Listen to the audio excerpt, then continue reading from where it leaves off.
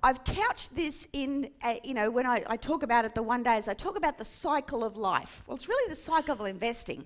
And remember, this cycle that I talk about, for most of us, we're probably still in accumulation mode. We've got out of party mode, otherwise you wouldn't be here, although I say this weekend is a party. Accumulation mode is about accumulating wealth. It's about accumulating properties.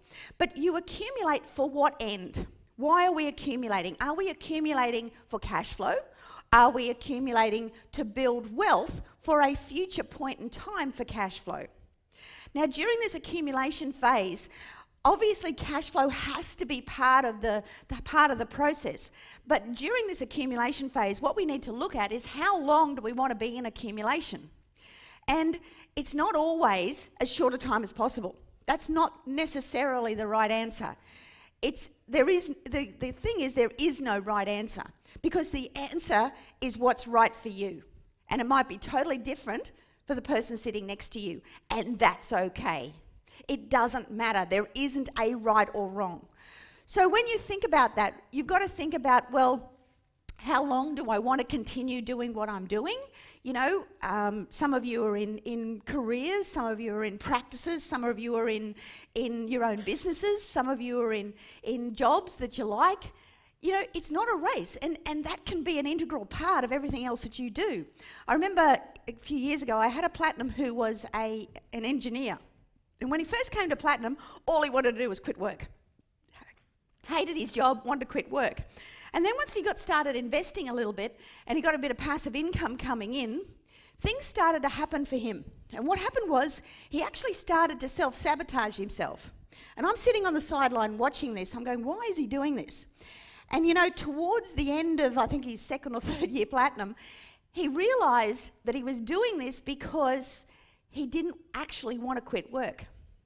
What he was, and with the engineer and the job that he had and what he did on a day-to-day basis was such an integral part of who he was, he didn't want to lose it.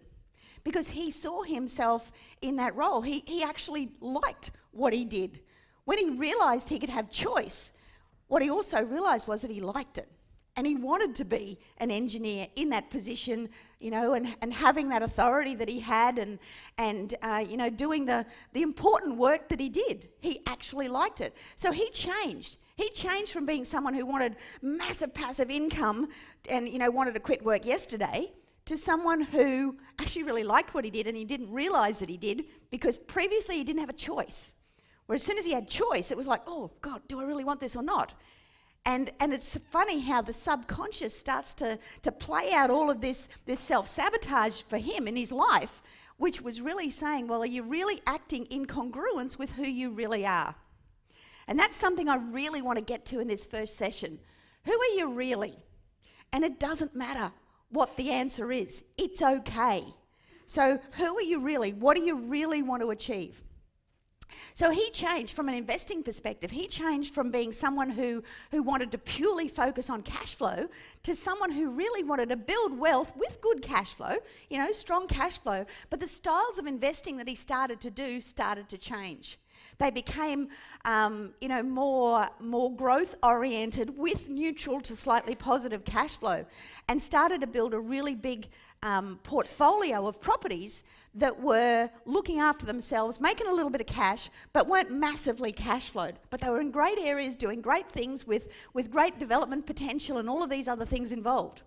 So you see, for him, he recognised that change. Some people don't ever recognise the change. And really coming to things like that makes you think. It makes you think about, well, what am I really?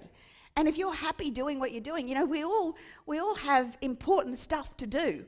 And that becomes part of who we are. And if, whether it be teaching kids, or whether it be, doing a engineering project like he was doing, it's important, and he felt good about it. So that's okay. So during this accumulation phase, what you actually accumulate depends on whether you are what I call a Graham 1 or a Graham 2. Now I'm going to explain that in a minute.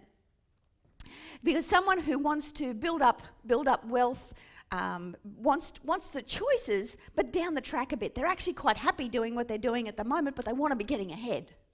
Or are you someone who wants to know, I hate what I do, I'm trapped, I really don't want to be here, I want passive income so I can knit, I don't know, whatever that other thing is for you. And it's okay either way. But that will determine what kind of properties you accumulate during this accumulation phase. You don't actually turn into consolidation until you're at a point where you've either replaced the income, and I say at least twice. Now, that isn't your desired income, that is your need income. What do you need to live on?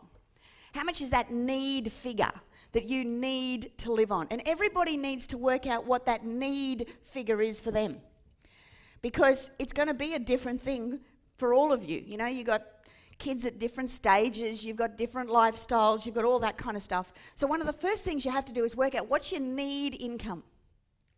And during this accumulation phase, regardless of whether you're someone who wants to do it fast track or whether it's someone you know you want to build up considerable wealth, then you're going to need to know what that figure is. Because we want to get to a stage where, for instance, for someone who wants to do it yesterday, they've got to have that passive income coming in. So at least double that need income figure needs to be coming in every week, every fortnight, every whatever, that comes in and covers you. For someone who wants to build up wealth, you know, and they're happy like the engineer that he turned into be, going, you know, I'm actually really quite happy doing what I'm doing. You know, the kids are still at school, I can be a part of their lives, all of this kind of stuff. I want to do that, you know, I want to build it up, but I don't want to quit my job.